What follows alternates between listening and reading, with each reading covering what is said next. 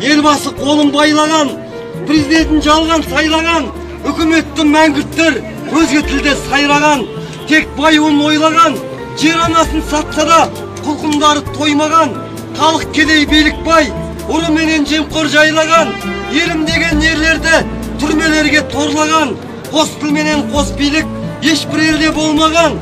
Осылай жүріп қор болам, қазағым қайтып ел болар. Bir айтарым бар менің, аузыңды жап үндеме, ұйықтама мәңгі күндеді. Батыр қазақ қорықпай-ақ шығыңдаршы түндеді.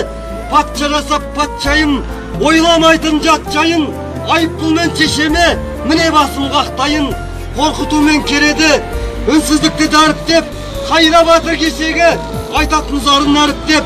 Бостандықтан не пайда, боқпен жапса аузыңды, азаттықтан не пайда, төзім бітті, таусылды. Қорықпаймын өлімнен, айырылмаймын төрімнен, жерім үшін қаншама бабам қаны төгілген.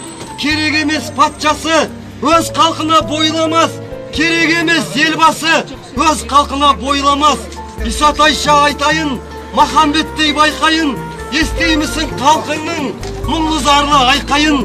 Қорықпаймын биліктен, белсендіге киліккен, елін жерін қорғайтын көрінеді биіктен. Шығып жатыр сүрелең, назды жүрек күйіктен, оянайық қазақтар, күресейік биліктен. Ерлігіңді мақтан етсін ел бүгін, белге байлап тәуекелдің белдігін.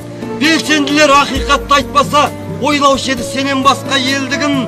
Өткізсе де өз өмірін шерменен, белсенділер елі үшін терлеген. Қазағым деп белін буған ерлерді, құзғын билік босатыңдар түрмеден. Бостандық! Бостандық! Бостандық! Бостандық!